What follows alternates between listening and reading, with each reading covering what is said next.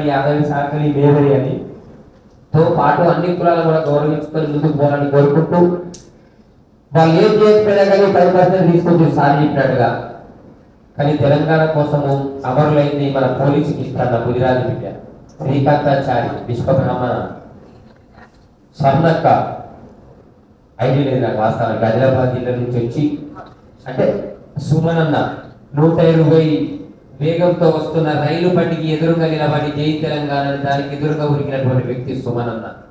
అంటే ఒక్కొక్కరి చరిత్రతో పాటు ఇందులో ఈ ఎంప్లాయీస్ కష్ట సుఖాలు ఎట్లుంటాయో అందులో ఈ ఉద్యమకారులై, అందులో కవులు కళాకారులై కూడా మీకు తెలిసినటువంటి కవులు కళాకారులైనా కానీ మనం ప్రస్తావించాలి. ఎందుకంటే మన చరిత్ర మనం తెలుసుకోకపోతే పెళ్లి లలితక్క ఆ రోజు వీరన్న వాళ్ళు చాలా గొప్పలు కేసీఆర్ కంటే. తెలంగాణ వీళ్ళ కంటే ముందు, కేసీఆర్ కంటే ముందు, కానీ వాళ్ళ పేర్లు ఎక్కడ లేవు వాస్తవానికి కూడా. అట్లా కుల సంఘాల, బీసీ ఉద్యోగ సంఘాల, బీసీ విద్యార్థి కవులు కళాకారులు రచయిత సంఘాల నాయకులు మేధావులందరికీ కూడా సర్వసారి బీసీ ఉద్యమ వందనాలు. నేను చెక్క వీరస్వామి గౌడ్, నేను సర్వాయి పాపన్న ముగ్గుదెబ్బ రాష్ట్ర వ్యవస్థాపక అధ్యక్షుడిని. మాది హుజరాబాద్ నియోజకవర్గం. మరి గత 25 సంవత్సరాలుగా అంచెలంచెలుగా ఒక సామాన్య గీతకారులుగా ఉన్నటువంటి నేను గ్రామాలలో దొరల పెత్తందారుల పటేల్ పటోరాల వ్యవస్థను కూడా ప్రత్యక్షంగా చూసినటువంటి నేను, ఇప్పటికి కూడా చూసినటువంటి నేను సహించలేక మరి అనుకోకుండా ఆ ప్రాంతానికి బీజార్ నారవణి గారు వస్తే నేను ఆయన యొక్క స్పీచ్ వినడం జరిగింది. నాకు అప్పుడు అనిపించింది, అంటే మన బీసీలకు ఇంత అన్యాయం జరుగుతుంది, ఈ యొక్క అగ్రవర్ణాలు ఆర్థిక దోపిడీ చేస్తూ ఉన్నారు, సామాజిక దోపిడీ చేస్తూ ఉన్నారు. మనందరినీ కూడా వాళ్ళ యొక్క అంటే మనల్ని గౌడ, చాకలి, మంగలి, కుమ్మరి ప్రతి ఒక్క కులాన్ని కూడా ఒక సేవక కులాలుగా మనం చూస్తూ ఉన్నారు. ఇదెక్కడ న్యాయం అని చెప్పి అడుగుతున్న సందర్భం లోపల మరి చాలా మంది కూడా నన్ను అందరూ కూడా పట్టేలతో పెట్టుకుంటావురా నువ్వు, నీ అవసరం ఎంత, అరే ఇక దొరతో పెట్టుకుంటావురా నీ అవసరం ఎంత అన్నటువంటి సందర్భాలు మనలాంటి బీసీలు కూడా మా గౌడ సోదరు కూడా అన్నటువంటి సందర్భాలు ఉండేవి. ఎందుకు అంటే మా గ్రామం లోపల మేము తాళెత్తున్న క్రమం లోపల 25-30 ఏళ్ల కిందట మేము తాళ్ళు ఎక్కాలంటే కూడా ఒక భూస్వామిలో ఉన్నటువంటి చెట్లు ఎక్కాలంటే కూడా భూస్వామికి తనకు డబ్బు అంటే పన్ను కడుతూ కూడా మేమందరం కూడా అంటే తనకు ఇష్టమైన తాటి చెట్టు అంటే ఎట్టికి గీసి కలుపోయాలని ఆ దొరకు అలాంటి సందర్భాలు మేము చూడడం జరిగింది. అలాంటి ఎందుకు ఇవ్వాలంటే కూడా ఆయన దాంట్లో 100 చెట్లు ఉన్నాయి, మనం కళ్ళు గీసుకో బతికే గౌన్లలో అంటే మరి ప్రభుత్వ పరంగా కూడా ప్రభుత్వమే తాటి చెట్టుకు పన్ను కట్టిస్తుంది కదా, మళ్ళీ మనం ఎందుకు ఎక్స్ట్రా ఇవ్వాలంటే ఆ తాటి చెట్ల కింద రేకంప పెట్టి తాలికంప అది చేసేవాళ్ళు. అంటే అట్లాంటి చిత్రహింసలు కూడా పెట్టినటువంటి సందర్భాలు. మా చిన్న నేతడు తాటి చెట్టు ఎక్కిన తర్వాత ఆ చెట్టు కింద మొత్తం ఒక రేకంప చుట్టూలో పెడితే తాడెక్క దిగకుండా అంటే ఒక గంట సేపు తాడి మీదే ఉన్నాడు. అంటే ఆ రకంగా ఇబ్బందులు పెట్టినటువంటి గ్రామాలలో కూడా దొరలు ఇప్పటికి కూడా ఉన్నారు. కాకపోతే అంటే అప్పటికి ఇప్పుడు తేడా ఉందని అనుకుంటున్నాం, కానీ ఇప్పుడు హైటెక్ పద్ధతిలో కూడా మోసం చేస్తూ ఉన్నారు మనల్ని. అంటే ఒక్కసారి మీరు చూడండి, ఆనాడు కాకా కలెక్టర్ కమిషన్ నుండి మొదలు పెడితే, మురళీరావు కమిషన్ నుండి మొదలు పెడితే, బీపీ మండలి నుండి మొదలు పెడితే ఇప్పటి వరకు కూడా మనం పోరాడుతూనే ఉన్నాం, వాళ్ళు మోసం చేస్తూనే ఉన్నారు. మరి మనం ఈ యొక్క తెలంగాణ ఉమ్మడి ఆంధ్రప్రదేశ్ నుండి కూడా రిటర్న్ ముఖ్యమంత్రిగా చేసినాం, రిటర్న్ మంత్రులుగా చేసినాం, రిటర్న్ ప్రధానమంత్రులను రాష్ట్రపతులను చేసినటువంటి సందర్భం మరొక బీసీలకు ఉంది మరి తెలంగాణలో. మరి మొన్న కూడా తెలంగాణ ఉద్యమం పేరుతో ఒక ద్వారా 5 ఆరు చేస్తే మనం అందరం కూడా ఆ ఉద్యమంలో పాల్గొన్నాం. ఎందుకంటే వీళ్ళందరికంటే ముందు కూడా వెళ్ళి లలితక్క మాధవ్ వీరన్న తెలంగాణ ఉద్యమాన్ని అందుకొని అందరినీ ఏకం చేసిన సందర్భాల్లో ఉన్నటువంటి ప్రభుత్వం ఏ రకంగా రాజా హింస గురి చేసి చంపిందో మనందరికీ కూడా తెలుసు. అంటే అలాంటి ఉద్యమాలలో మన అందరం కూడా ఎప్పుడు కూడా మోసపోతూనే ఉన్నాం. మొన్నటి ఉద్యమం వరకు కూడా అగ్గిపేట హరీష్ రావును మొదలు పెడితే సరే ఆయన అగ్గిపేట చూపించండి కానీ ఏకంగా శ్రీకాంత్ లాంటి వాళ్ళు ఎంతో మంది కూడా యాదయ్య లాంటి వాళ్ళు కూడా ఎంతో మంది కూడా చనిపోవడం జరిగింది. మరి చాలా మంది కూడా బీసీపీటీ ఎస్టీపీటీలే చాలా మంది కూడా చనిపోతూ ఉన్నారు. ప్రాణత్యాగాలు మన మీద ఉన్నాయి, పదవులు మాత్రం వాళ్ళ వరుస్తూ ఉన్నాయి. మరి మనం ఎక్కడ ఉన్నాం ఒక్కసారి ఆలోచించే అవసరం ఉంది. ఇప్పటికి కూడా మళ్ళీ బీసీలను వాళ్ళ పాచికగా వాడుకోవడానికి చూస్తూనే ఉన్నారు. ఇప్పుడున్నటువంటి ప్రధాన రాజకీయ పార్టీ అయినటువంటి కాంగ్రెస్, బీజేపీ, బీఆర్ఎస్ ఈ మూడు పార్టీలు కూడా ప్రధానంగా మనం పరిపాలించిన పార్టీలే. మరి ఈ కాంగ్రెస్ కూడా గత 50 సంవత్సరాలు పరిపాలించినటువంటి పార్టీనే. తెలంగాణలో కూడా ఆంధ్రప్రదేశ్లో కూడా 30-35 ఏళ్ళు పరిపాలించినటువంటి పార్టీనే. మరి వాళ్ళకప్పుడు బీసీ గుర్తుకు రాలేదా? మరి మనం ఏం చేస్తా ఉన్నాం ఒక్కసారి ఆలోచించాలి. అంటే ఈ పార్టీలన్నీ కూడా మన పార్టీలు కావు. దయచేసి తెలుగుదేశం కమ్మ పార్టీ, వాళ్ళ తెలుగుదేశం కమ్మ పార్టీ అయితే కాంగ్రెస్ ఈ యొక్క ఉమ్మడి ఆంధ్రప్రదేశ్లో రెడ్లే పరిపాలిస్తారు తప్ప ఇంకా బీసీ బయటికి రానివ్వాలి. అట్లాగే మరి రెడ్ల పరిపాలన లోపల కమ్మ పరిపాలన లోపల మనం నలిపోతున్నాం అని చెప్పి ఆనాటి జమీందారుగా ఉన్నటువంటి వెలుమధరులు ఈరోజు ప్రత్యేక తెలంగాణ ఒక అంశాన్ని ముందుకు తీసుకొచ్చి మనల్ని మోసం చేయడం జరిగింది. మళ్ళీ మనం బీసీలందరూ కూడా మోసపోయి కూడా ఒక టీఆర్ఎస్ పార్టీ కూడా మనం సపోర్ట్ చేసి మనం వాళ్ళని అధికారంలో తీసుకోవడానికి ప్రయత్నం చేస్తే ఇవాళ అధికారంలోకి వచ్చిన తర్వాత 2019లో 33% ఉన్నటువంటి స్థానిక సంస్థల రిజర్వేషన్ను 23% తెచ్చినటువంటి ఘనత ఇవాళ గత ప్రభుత్వం టీఆర్ఎస్ ప్రభుత్వం అని చెప్పి సందర్భంగా తెలియజేస్తా ఉన్నాం. అంటే మనం ఒకసారి ఆలోచించాలి. మరి ఇదే నరేంద్ర మోడీ గారు 10% రిజర్వేషన్ ఇచ్చినప్పుడు 2019లో మరి ఈడబ్ల్యూఎస్ రిజర్వేషన్ ఇస్తే 3 రోజుల లోపల ఆమోదించుకోవడం జరిగింది వాళ్ళు. అంటే లోక్సభలో రాజ్యసభలో ఆమోదం చేసుకొని రాష్ట్రపతి పంపితే అది రాజ్యం చట్టం అయింది. వాళ్ళ రాజ్యాంగంలో పొందుపరిస్తే వాళ్ళు 10% రిజర్వేషన్ తీసుకుంటా ఉన్నారు. మరి వాళ్ళ రిజర్వేషన్ మనం వ్యతిరేకించినామా? దాంట్లో ఉన్నటువంటి పేదవాళ్ళకు కూడా రావాలని మనం ఉన్నాం. కానీ మన శాతం 60% మనకు ఎందుకు రావద్దు అని చెప్పి సందర్భంగా తెలియజేస్తా ఉన్నాం. మిత్రుడారు ఒక్కసారి ఆలోచించండి. పోరాడితే పోయేదేమి లేదు భారత సంఘంలో అని చెప్పి ఇప్పుడు నాకు మిత్రులకు అన్నారు. సిరిసి ఇచ్చినటువంటి ఒక నినాదం వాస్తవమే కదా. ఒక్కసారి ఆలోచించండి. వాళ్ళ ఈ పార్టీలో బానిసత్వం చేస్తూ చెంచాగిరి చేస్తూ మనం అందరం కూడా వాళ్ళ ఓట్లేసి గెలిపించి వాళ్ళ సీట్లో కూర్చుండబెట్టి వాళ్ళ భుజాల మీద మోస్తా ఉన్నాం. ఏమైంది? మన ఓట్లు పని వేసుకోవడానికి చేత కదా. ఏ ఒక 2-3 బీసీ కులాలు కలిసినా కూడా ఇవాళ 119 సంస్థ నియోజకవర్గాల్లో కూడా గెలుపులు బీసీఏ ఉంటాయని చెప్పి సందర్భంగా తెలియజేస్తా ఉన్నారు. బీసీఎస్ఏ అంటే వాళ్ళ శాతం వాళ్ళ ఎస్సీ సోదరులు వాళ్ళ రిజర్వేషన్ శాతం వాళ్ళ పొందుతూ మన కొరకు వాళ్ళు తప్పన పడతా ఉన్నారు. ఎస్సీ సోదరులు కూడా అరే మీరు కూడా మాతో పాటుగా బీసీలు మీ యొక్క సమాన వాటా తీసుకుంటే రాజ్యం మనదే కదా, మీ ఎమ్మెల్యే వస్తూ ఉంటే కూడా మీరు ఇవాళ అక్రమంగా పడిపోతున్నారు అని చెప్పి కూడా అంటా ఉన్నారు. మరి మనం అందరం ఒక్కసారి ఆలోచించాల్సిన అవసరం ఉంది. కాబట్టి ఇప్పటికైనా ఒక సంతోషకరమైన విషయం ఏంటంటే ఇవాళ గత 3 రోజుల కిందట 4 రోజుల కిందట వాళ్ళ ప్రధానంగా బీసీ ఉద్యమం నడిపేటువంటి ఆర్ కృష్ణన్న గారు, విజయ నార్మల్ గారు, దాసుశేఖర్ గారు, సురేష్ గారు వీళ్ళందరూ కూడా ఒక నిర్ణయానికి వచ్చి కూడా ఒక ఏకదాటిపైకి రావడం జరిగింది. శుభ పరిణామం, దానికి కాదని అవడం లేదు. మరి ఒకసారి వాళ్ళు బీసీ జేఏసీ ఏర్పడిన తర్వాత బీసీ కులాల దాదాపు 135 కులాలు బీసీ కులాలు ఉన్నాయి.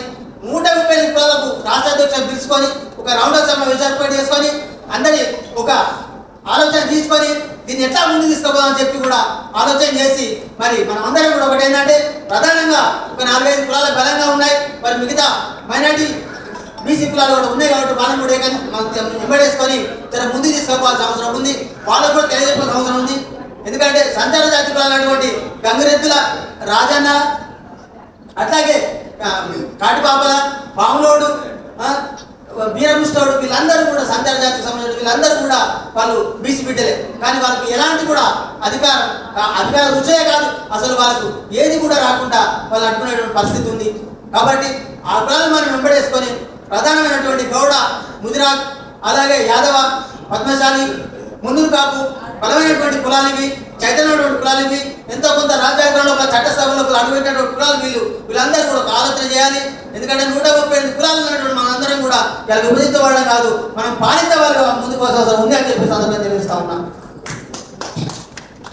కాబట్టి తప్పకుండా మనం అందరం కూడా ఈ యొక్క 18 జరిగేటువంటి బీసీ బంధుకు ఎక్కడికక్కడ మనం అందరం కూడా రోడ్ల మీద శాంతియుతంగా రాస్తారోకాలు చేసి ప్రభుత్వానికి మన నిరసన తెలియజేసి తప్పకుండా దీన్ని ఆలోచన చేసి మన అందరం కూడా ఒక బలమైనటువంటి ఒక నాయకత్వం ముందుకు పోతుందనే ఆలోచన సాంకేతం ఇలా కేంద్ర రాష్ట్ర ప్రభుత్వాలకు ఇవ్వాల్సిన అవసరం ఉందే చెప్పి తెలియజేస్తూ ఈ అవకాశం ఇచ్చినటువంటి సభాధ్యక్షులు సెలవు చెప్తూ ముగిస్తాము. థ్యాంక్ యూ అన్నగారు, వీరస్వామి ప్రత్యేక ధన్యవాదాలు. ఇప్పుడు లంచ్ టైం. ఆధార్ పార్టీలో రంగారెడ్డి జిల్లా అధ్యక్షులు కూడా కావుతున్నారు. అయితే ఇప్పుడు ఈ సభముఖంగా తెలియజేయండి ఏమన్నా, మనకి బీసీ రిజర్వేషన్ల కోసం అలా సర్వే చేయించినారు.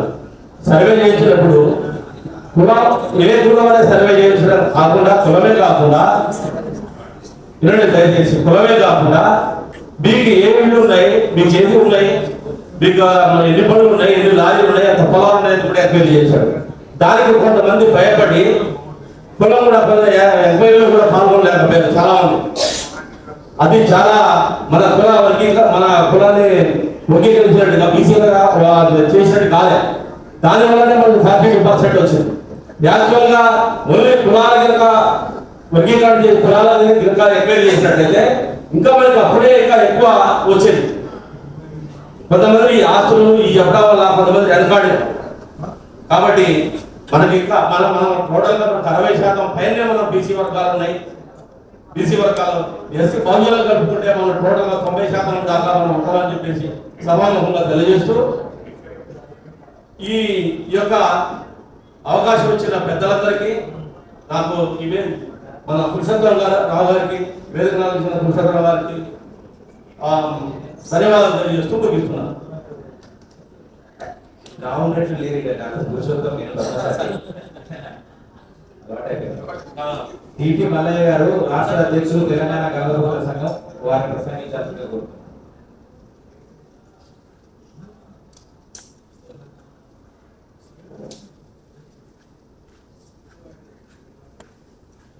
నేటి BC action committee, joint action committee కుల సంఘాల యొక్క సమావేశంలో సభాధ్యక్షత వహించినటువంటి పురుషోత్తం గారు, అదేవిధంగా వేదిక మీద ఉన్నటువంటి వివిధ కుల సంఘాల రాష్ట్ర అధ్యక్షులు, వేదిక మీదటువంటి వివిధ కుల సంఘాల అధ్యక్ష కార్యవర్గం, మహిళా నాయకులందరికీ తెలంగాణ ఇటీవలనే కాంగ్రెస్ డిక్లరేషన్ లో ప్రస్తుత ముఖ్యమంత్రి రేవంత్ రెడ్డి గారు డిక్లరేషన్ చేసిన తర్వాత, అసెంబ్లీలో తీర్మానం చేసిన తర్వాత, అసెంబ్లీలో తీర్మానంలో పాటు అన్ని రాజకీయ పార్టీలు మామూలు పొందిన తర్వాత, అది చట్టం చేసిన బిల్లు పాస్ అయిన తర్వాత గవర్నమెంట్ దగ్గర వల్లే గవర్నమెంట్ ఆమోదం పొందకుండా కొంతమంది అగ్రకులాలకు చెందినటువంటి నాయకులు పోటీకి స్టే తీసుకొచ్చి ఒక భారత రాజ్యాంగ చరిత్రలోనే ఒక ఎన్నికల నోటిఫికేషన్ ఇచ్చిన తర్వాత ఎన్నికలు స్టే చేసేటువంటి అంటే ఒక రకంగా చూడాలంటే ప్రభుత్వాన్ని పరిపాలించే పాలకులు కానీ న్యాయవసరమైనటువంటి ఉన్నతమైనటువంటి జడ్జీలు కూడా ఈ బీసీలకు దాదాపు 20 సంవత్సరాల నుంచి నిర్లక్ష్య రూపంతోనే వ్యతిరేకిస్తున్నటువంటి సంగతి వ్యాఖ్యానిస్తుంది. స్వతంత్రం వచ్చి 80 సంవత్సరాలు దాకా వస్తుంటే కూడా ఇప్పటికీ కేవలం ఒక ముఖ్యమంత్రి తెలంగాణ కానీ ఆంధ్రప్రదేశ్లో కూడా ఒక ముఖ్యమంత్రి కూడా బీసీ వర్గానికి చెందినవాడు కాదు. అదేవిధంగా ఎమ్మెల్యేలు కూడా వాళ్ళు చూసుకుని 45 మంది కేవలం ఒక వర్గానికి చెందిన వాళ్ళు కూడా. అక్కడ మన వాళ్ళు ఒకరు ఇద్దరు తప్ప ఎక్కువ మంది వచ్చినటువంటి సందర్భం లేదు. కనీసం ఒక వార్డు మెంబరు, సర్పంచులు, ఎంపీటీసీలు, జడ్పీటీసీలు, జిల్లా పరిషత్ చైర్మన్ అయ్యే అవకాశం రాకుండా అడ్డుకోవడానికి అన్ని వర్గాలు, అన్ని పార్టీల అగ్రవర్ణాలు ఈ విధంగా వ్యతిరేకం చేస్తున్నటువంటి విషయాన్ని మనం గుర్తించాలి. ఒక రకంగా చెప్పాలంటే సుప్రీంకోర్టు జడ్జిమెంట్ ప్రకారం 50% సీలింగ్ నుండి రిజర్వేషన్ వర్తించడం అంటుంది. మరి అగ్రవర్ణాల పేదలు ఒక దరఖాస్తు పెట్టలే, ఒక కమిషన్ వేయలేదు, ఒక కమిటీ వేయలేదు, ఎవరు సిఫారసు చేయలేదు. ఆగా మేఘాల మీద 3 రోజుల మీద లోక్సభ, రాజ్యసభ, రాష్ట్రపతి చట్టంతో చట్టం అయిపోయింది. మరి ఆ విషయంలో కొంతమంది మన వాళ్ళు న్యాయ వ్యవస్థ మీద కోర్టులో చాలా చేస్తే అగ్రవర్ణాలకు అది వచ్చిందని చెప్పి తీర్పులు ఇచ్చాయి. అదే బీసీ వర్గాలకు వస్తే మాత్రం 50% లోపల ఉన్నటువంటి అవకాశాలు మాత్రం వచ్చిందని చెప్పేసి కోర్టులు శ్రేయిస్తుంది. కాబట్టి మరి ఇటీవలనే మరి ఆర్ కృష్ణయ్య గారు, జాతీయ శ్రీనివాస గౌడ్ గారు మిగతా కుల సంఘాలు బీసీ సంఘాలు కలిసి ఒక జేఏసీ ఏర్పడి ఈ ఉద్యమాన్ని బలోపేతం చేయడం కోసం 42% రిజర్వేషన్ సాధించుకోవడం వరకు మన 18 తారీఖు అయితే బంద్ ప్రవేశపెట్టారో ఆ బంద్ని విజయవంతం చేయడానికి అన్ని కుల సంఘాలు సంయుక్తంగా అందరికీ ఇన్ఫార్మ్ చేసి సక్సెస్ చేయాలని కోరుతున్నాము. మా తరఫున మా యొక్క తెలంగాణ జిల్లాల కమిటీలకు అందరికీ కార్యకర్తలకు సమాచారం అందించాము. ఆ రోజు మన బంధు కార్యక్రమం ఎలా ఉండాలంటే రాజకీయ పార్టీలు కానీ ప్రభుత్వాలు కానీ రాష్ట్ర ప్రభుత్వం కానీ కేంద్ర ప్రభుత్వం పరిణితి కలిగించే విధంగా మన రిజర్వేషన్ల శాతాన్ని పెంచే విధంగా రాబోయే రోజుల్లో రాబోయే తరానికి మనం ఒక మార్గదర్శకంగా ఉద్యమించి మన సమస్యను మనం పరిష్కరించుకొని ఇకనైనా మన బీసీలో ఉన్నటువంటి అన్ని కులాలు ఏకతాటిపైకి వచ్చి మన సమస్యను పరిష్కరించుకోవడం రాజకీయ పార్టీలకు అతీతంగా ఉద్యమించాలని ఈ అవకాశం ఇచ్చినటువంటి సందర్భంగా మరొకసారి ధన్యవాదాలు. ఈ ఉన్నత వర్గాలని భయపడి ఖచ్చితంగా మన మధ్య ఇంకొక విషయం, మన మధ్యలో ఎప్పుడైతే మనం ఒక్కటైతున్నామో మన మధ్యలో చీలికలు తెచ్చే అవకాశాలు కూడా ఎక్కువ ఉంటాయి. దూరుతారు ఆరోగ్యాల నుంచి రాదు.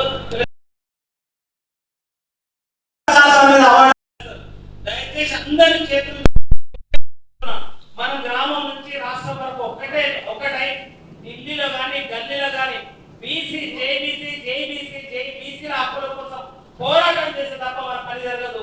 సీఎం మనవాడే కావాలి, మంత్రులు మనవాళ్ళు కావాలి, సర్పంచులు మనవాళ్ళు కావాలి, జడ్పీటీసీలు మనవాళ్ళు కావాలి. రాజకీయ వ్యవస్థలు ఎక్కడైతే మనం ఉంటామో మన బీసీల యొక్క అభివృద్ధి కోసం కానీ అవకాశాల కోసం కానీ పూర్తి అవకాశం దొరుకుతాయని తెలియజేస్తూ ఈ అవకాశం కల్పించిన మిత్రులు పురుషోత్తం గారికి అలాగే గుజ్జా కృష్ణ గారికి మనస్ఫూర్తిగా ధన్యవాదాలు తెలియజేసుకుంటున్నాను. జై హింద్, జై బీసీ. ఈరోజు తెలంగాణ బంధు 10 బంధు కార్యక్రమానికి సన్నాహక సమావేశంగా ఈరోజు మనం ఇక్కడ సమావేశం కావడం జరిగింది.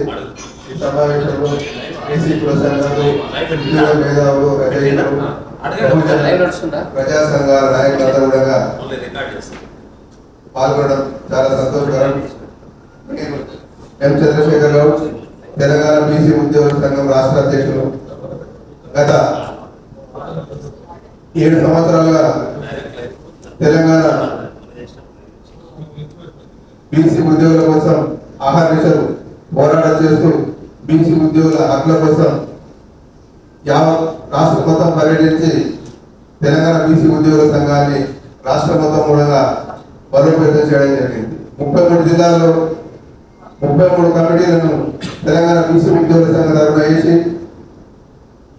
75,000 నుంచి 1,00,000 వరకు కూడా మెంబర్షిప్ ఏర్పాటు చేసుకోవడం జరిగింది. మొదటగా టీఎన్జిఓ సభ్యత్వ విషయంలో టీఎన్జిఓ నాయకులు ఉంటే రెండవ అతిపెద్ద సంఘం అంటే తెలంగాణ బీసీ ఉద్యోగుల సంఘం అని చెప్పుకోవడానికి నేను గర్వపడుతున్నాను. ప్రతి జిల్లాలో, ప్రతి తాలూకాలో, ప్రతి డివిజన్ లెవెల్లో కూడా బీసీ ఉద్యోగులని ఏకం చేసి మమేకం చేసి వాళ్ళందరితో బీసీల యొక్క ఐక్యత గురించి వారికి చెప్పి వారిని ఐక్యం చేసిన ఘనత తెలంగాణ బీసీ ఉద్యోగ సంఘానికి. ఎందుకంటే నేను ఈ యొక్క బీసీ ఉద్యోగులకు సేవ చేయాలని వచ్చినప్పుడు బీసీ ఉద్యోగులు అంటే ఏంటి అనే విషయం కూడా కొందరు అర్థం కాలేదు. బీసీలకు రిజర్వేషన్లు ఉంటాయనే విషయం కూడా అర్థం కాలేదు. ఆ యొక్క విషయాన్ని నేను అర్థం చేసుకొని మన బీసీ నాయకులకు, బీసీ ఉద్యోగులకు చైతన్యం చేయాలనే ఒక దృఢ సంకల్పంతో బీసీ ఉద్యోగులందరినీ ఏకదాన్ని తీసుకొచ్చి వాళ్ళందరికీ మనకు జరుగుతున్న అన్యాయం ఏ విధంగా ఉందనే విషయాన్ని నేను ప్రతి ఒక్క బీసీ జిల్లా తిరిగి వాళ్ళందరూ కూడా చైతన్యపరచడం జరిగింది. ఆ కారణంగానే ఈరోజు రాష్ట్రంలో 1,00,000 మంది వరకు కూడా తెలంగాణ బీసీ ఉద్యోగులు మన సంఘంలో ఉన్నారు. ఇంకాను డివిజన్ లెవెల్లో, మండల లెవెల్లో కూడా దాన్ని విస్తరించడానికి ప్రయత్నం చేస్తున్నాం. ఆ కోర్సాల ఇప్పుడు మనం వచ్చే నెల ఈ నెలలోనే మనం బీసీ ఉద్యోగుల సంఘం సర్వసభ్య సమావేశం నిర్వహించుకుంటున్నాం. ఆ సమావేశంలో మా కార్యవర్గంలో నిర్ణయం తీసుకొని ముందు జరిగే కార్యక్రమం ప్రకటిస్తామని తెలియజేస్తున్నాము. అలాగే మనకు నీళ్లు నిధులు నియామకాల కోసం తెచ్చుకున్న తెలంగాణలో బీసీలను భంగపడ్డాము. ఎందుకంటే నీళ్ళు ఎక్కడో వాయ్, నిధులు ఎక్కడో వాయ్, నియామకాలు ఎవరికో వాయ్, నీళ్ళు ఎవరికంటే పొలం ఉన్నోడికే నీళ్ళు వాయ్, మనకు పొలాలు లేదు. నిధులు ఎక్కడ పోయినామంటే ఉన్నోడికే వాయ్, మనకి ఇలాంటి అవకాశం లేదు. నియామకాలు అంటారా మనం ముందే జరుగుతున్నాయి కానీ మనం ఏం చేయడానికి ఇష్టమైంది. ఎలాగంటారా క్రిమినల్ విషయంలో కానీ, ఈడబ్ల్యూఎస్ విషయంలో కానీ, రిజర్వేషన్ల విషయంలో కానీ ఎవరికి కూడా అవగాహన లేకపోవడమే ఇది ఒక చాలా పెద్ద డ్రాబ్యాక్. ఈ నియమనం చెప్తున్నా టీచర్ 10% లేని నాయకుడు 80% ఉన్న ఎస్సీ ఎస్టీ బీసీలని పాలిస్తారు. అదెంతవరకు సాధ్యం? ఏదైనా కానీ మన చేతులు మనం ఒకరికి రాజ్యాధికారం ఇచ్చి మరి నా కొడుకు బీసీ సర్టిఫికేట్ కావాలి, నాకు ఇందిరా ఇల్లు కావాలి, కళ్యాణ లక్ష్మి కావాలి, షాదీ ముబారక్ కావాలని చెప్పి మళ్ళీ వాళ్ళకే పోయి మన విద్యార్థులు పత్రిస్తే పోయి వాడేమనుకుంటాడు, ఓటేసినప్పుడు తెలవారు మాకు అధికారం వచ్చినాము మేము చెప్పినట్టు నువ్వు అంటాడు. మన వాళ్ళకి మనమే ఓటేసుకుంటే ఈ యొక్క విద్యార్థులు అవసరం లేదు కదా, రాజ్యాధికారం మనకు వస్తున్నాయి కదా. మనమే వాళ్ళకు 5% ఉన్న వాళ్ళకు మనమే ఇస్తుంది, వాళ్ళకు ఇందిరా ఇల్లు రాజ్యాధికారం మనం ఒక చేతిలో పెట్టి మనం వారి దయాదక్షిణాల మీద మనకు విజ్ఞాపన పత్రాలు ఇచ్చి రిక్వెస్ట్ పెట్టి మినిస్టర్ అంటే పొద్దుగా 5 గంటల బస్సు ఎక్కి వస్తారు. మన పెద్దలందరూ మినిస్టర్ కలుద్దామని చెప్పి 5 గంటలకు వస్తే ఇట్లా వచ్చే దాని ప్రాబ్లం మళ్ళీ కావాలి సాయంత్రం వస్తారు కూర్చో అని చెప్పి ఆడ ఉన్న పిఏలు కానీ పిఆర్ఓలు కానీ ఓఎస్లు కానీ చెప్పేస్తారు. బాబు మన నాయకులు వస్తారు కదా కూర్చుంటే ఆ సాయంత్రం వచ్చాక ఆ మంత్రి గారు వస్తారు కాబట్టి వాళ్ళ ఇంటికి వెళ్ళిపోయారు కదా. మళ్ళా తెల్లారి మళ్ళీ రావాలి. మా మంత్రి గారి 3 నెలలు కదా 6 నెలల మంత్రి వచ్చి ఎప్పుడు వచ్చినా పడ్డారు, ఎప్పుడు వచ్చినాడు అని మొన్న వచ్చినాడు అని నాకు ఎవరు చెప్పలేదు. మన ముందు మీరు ఎవరు పిఎల్ తింటారు, పిఆర్ తింటారు, వాడవాడి బంధువులు చేసి ఆయన చూస్తాను. ఇట్లా ఉంటుంది మన పాలన, మన ప్రజలు, మన మంత్రులు కావున మనందరం ఉండగా ఇప్పుడు బీసీ యుద్ధం మొదలైంది. 42% కాదు 72% కావాలి. ఇది మనకు తెలుసా?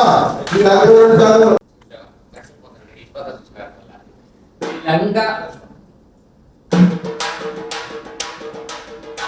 తెలంగాణ పల్లెల పెద్ద పడితేలో నగాదారిలో నడిపేదో తెలంగాణలో, తెలంగాణ పల్లెల పెద్ద పడితేలో నగాదారిలో నడిపేదో తెలంగాణలో.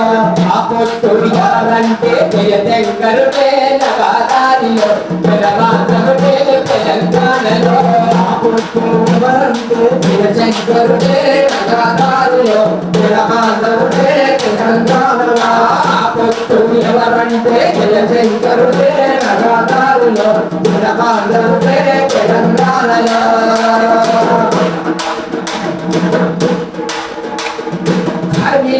కొట్టి మన జెండా ఎగిరినట్టు, మన జెండాలు ఎగిరినట్టు, మన జెండాలు ఎగిరినట్టు. కొట్టి నింద రంగులు కలిసినట్టు, కొండ కిలా మీద మన జెండా ఎగిరినట్టు,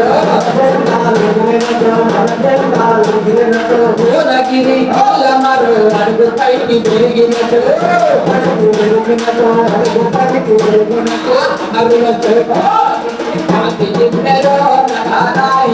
తెలుగు దిండెరో తెలంగాణలో, తెలంగాణ ప్రజల పొడుగో నగాదారిలో తెలంగాణలో. ఎవరంటే జయశంకరుడే నగాదారిలో, తెలంగాణలో తెలంగాణలో. ఎవరంటే జయశంకరుడే నగాదారిలో, తెలంగాణలో. నాగార్జున సాగరము నీళ్లు నింగి తాగినట్టు, శ్రీరామ సాగరము అందరము శివమెత్తి దొరికినట్టు నిజం తల్లి తోడుతాము చేసినట్టు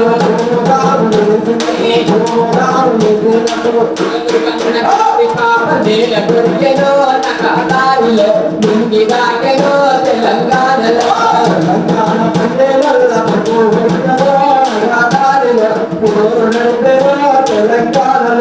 ఉస్మానియ కాకతీయ తుకతుకమని దొరికినట్టు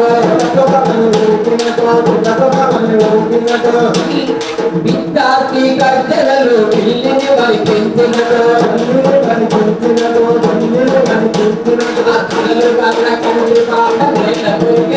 నకాదారిలో ముంగి దాకెనో తెలంగాణలో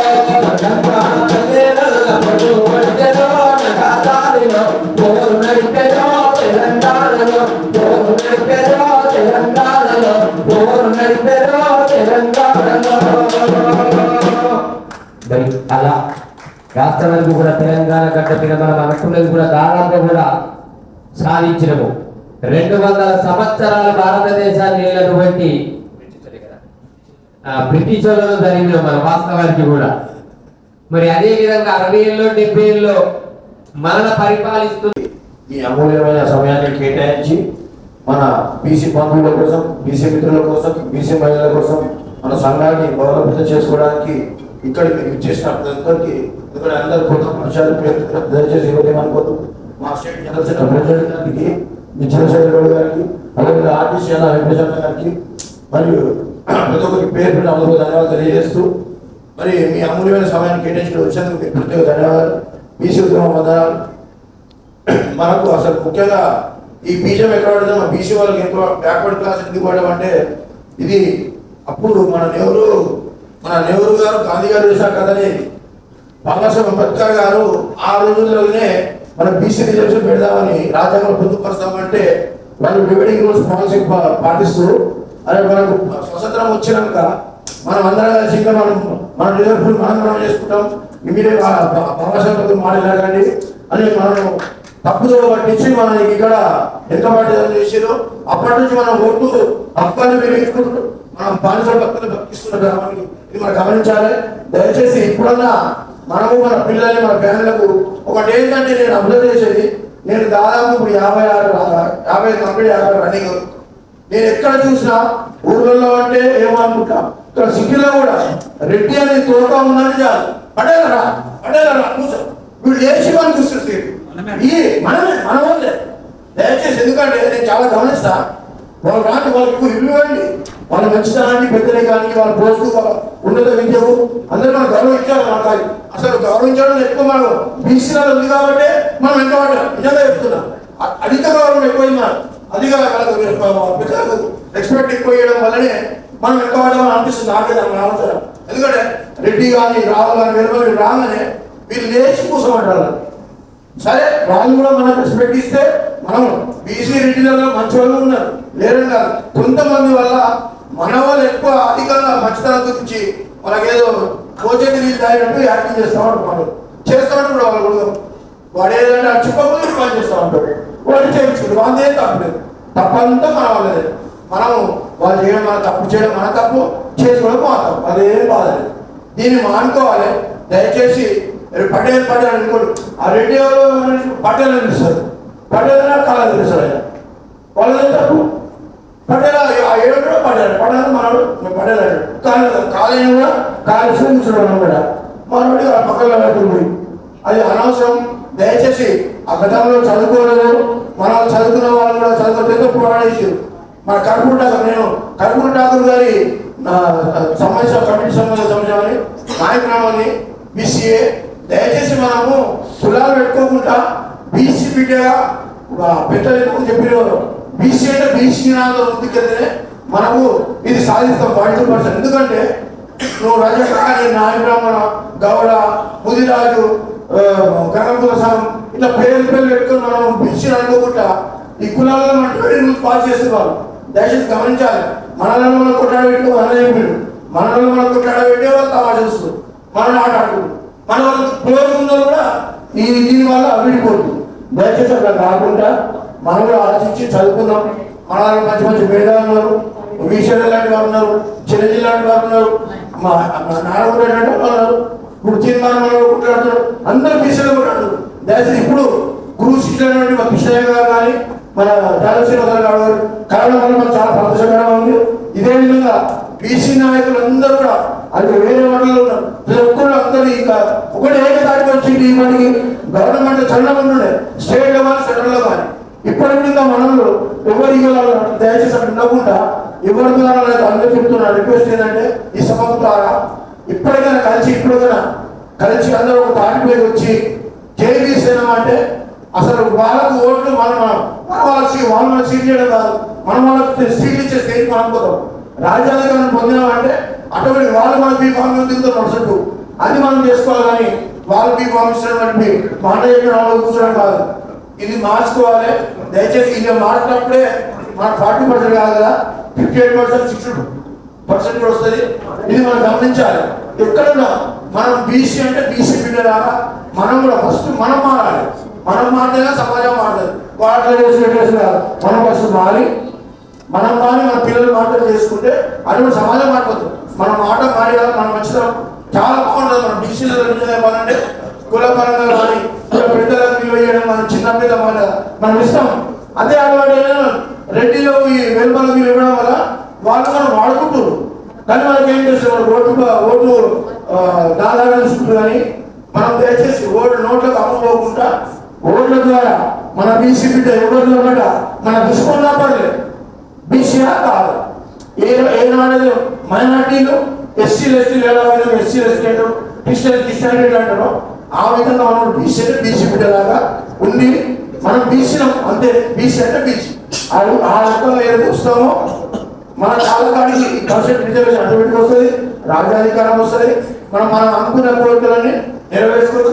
మనకు రాకుండా కనీసం మన భవితరాల పిల్లలకైనా ఈ సీట్లు వస్తాయని చెప్పి ఈ సభలో తెలియజేస్తున్నాను. ఏమన్నా నా రిక్వెస్ట్ ఏంటంటే పెద్దలందరూ తెలియజేసి బీసీ అని ఒక నినాదంతో ఉండాలని నా రిక్వెస్ట్. దయచేసి కులాల వారిగా కాకుండా బీసీ అనే మాట ఉండాలని నా ఉద్దేశం. అంతే. Thank you very much. ఈ అవకాశం పెద్దలందరికీ ధన్యవాదాలు తెలియజేస్తున్నాం. Thank you.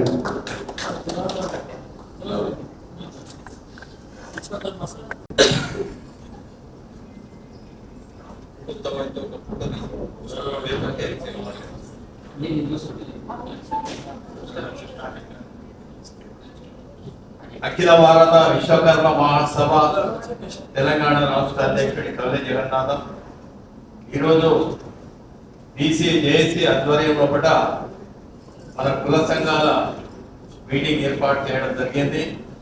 కుల పెద్దలకు ప్రతి ఒక్కరికి పేరున ధన్యవాదాలు, అలాగే సోదరిమణులకు కూడా పేరున ధన్యవాదాలు తెలియజేస్తూ, ఎందుకంటే 2018 లోపల కూడా నేను బహుజన రాజ్యం పార్టీ పూలే అంబేద్కర్ నుంచి ఎల్బీ నగర్ నుంచి కూడా ఎమ్మెల్యేగా పోటీ చేశాను. అయితే మన కుల సంఘాలు ఎట్లున్నాయంటే ఎలక్షన్లు వచ్చాయంటే మన అగ్రవర్ణాలు ఏం చేస్తారంటే మనలో పిలిపించుకొని నీ సంఘంలో ఎంతమంది ఉన్నారని అడిగితే మా వాళ్ళు ఏం చేశారంటే మా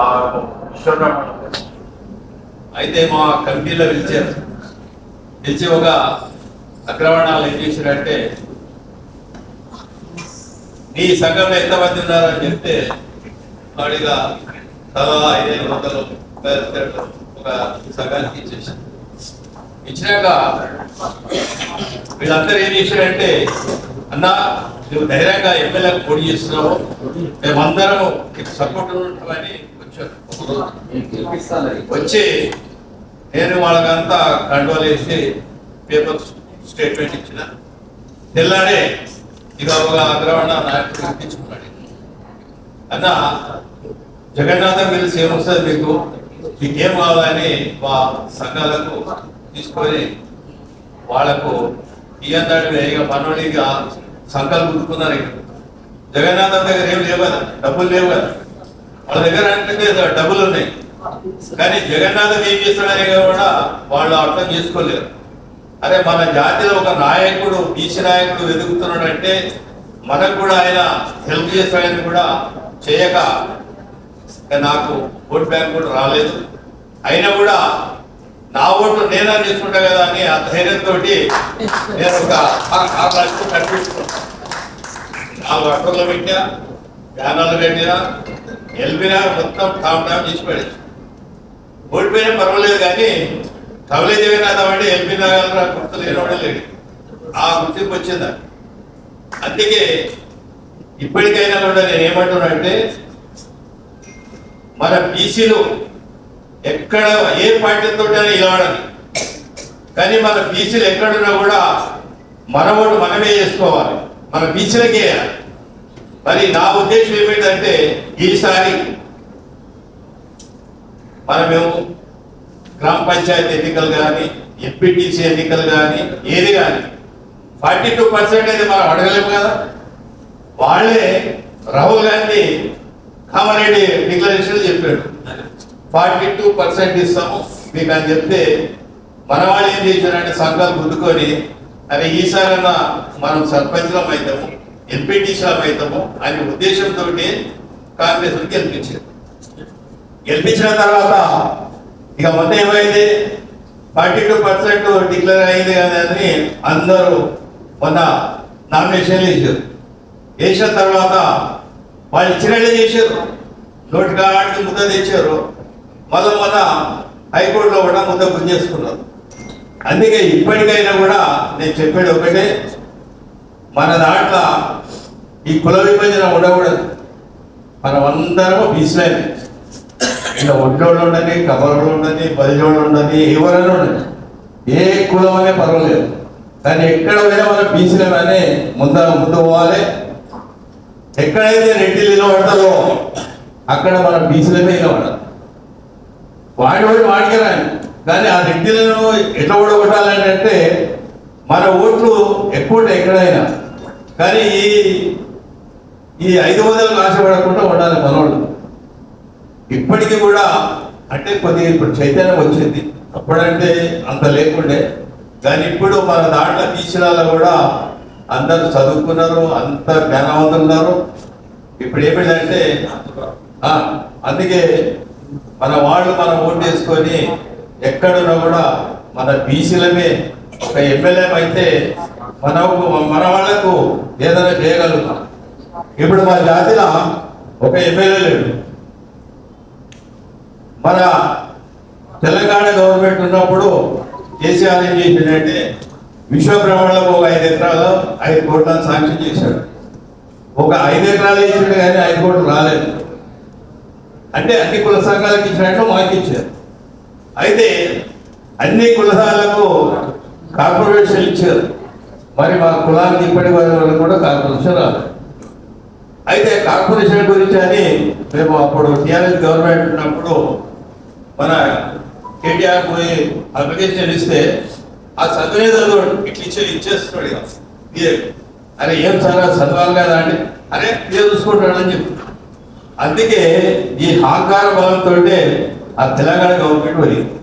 ఇప్పుడన్నా ఈ కాంగ్రెస్ గవర్నమెంట్ వచ్చినాక మా విశ్వబ్రహ్మణకి ఏదైనా చేస్తున్నారని చెప్తే నేను కూడా 2 సార్లు ఇచ్చిన. ఎవరికి? మన రేవంత్ రెడ్డి గారికి డైరెక్ట్ ఇచ్చిన. ఇస్తే అది చూసి అన్న అది చదువు కూడా అన్నది మొన్న ఇచ్చిన.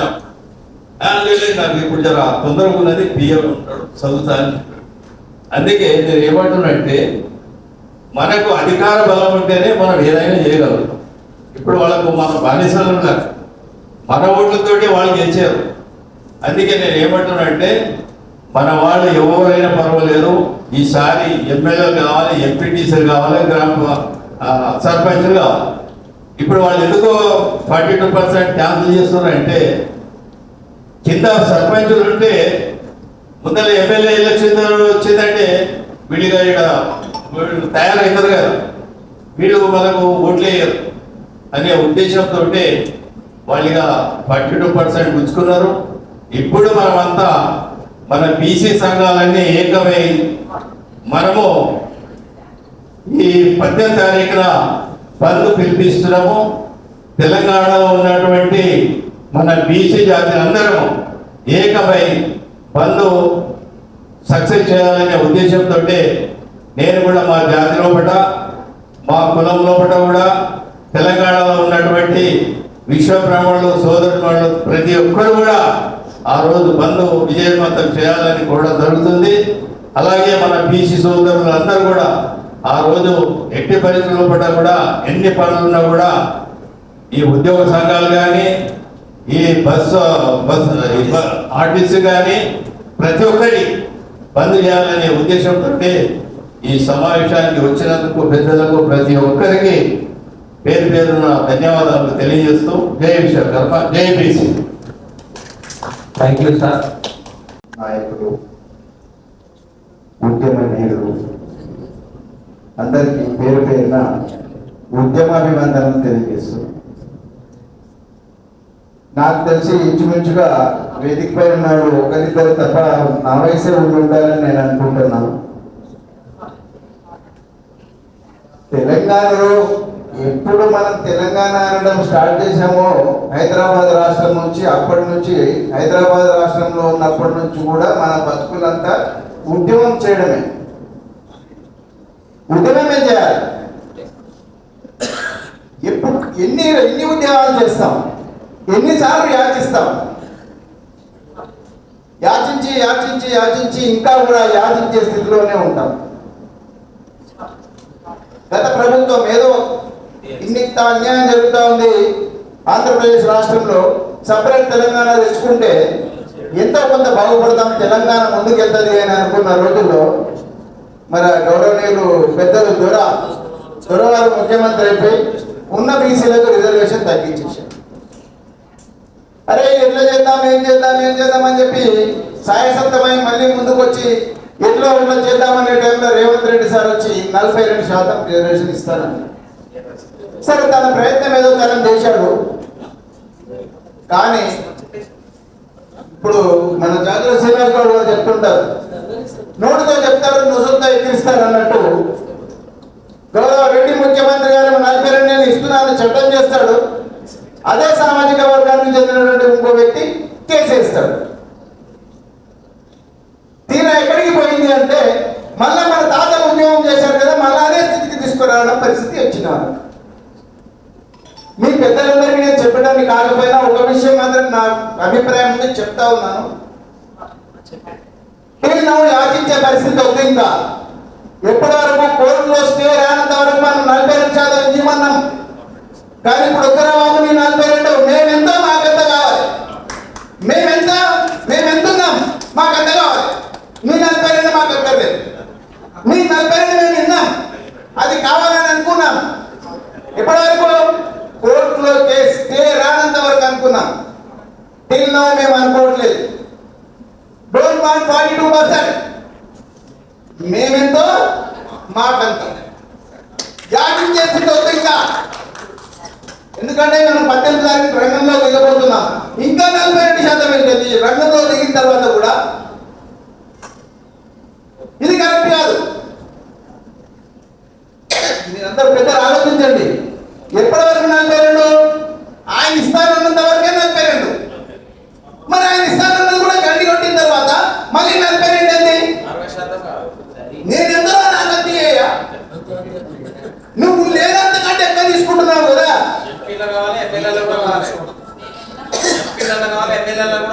నువ్వు ఎంతనో కంటే నువ్వు ఎక్కువ తీసుకుంటున్నావు. ఉన్నది 80%, 8% కూడా లేరు, 10%, అప్ టు 10% అంటే మీరు 10% తీసుకున్నారు. మాకు నేను 60% ఉన్నామని 40 ఇంకా నాకు సిగ్గు అనిపిస్తుందా లేదా?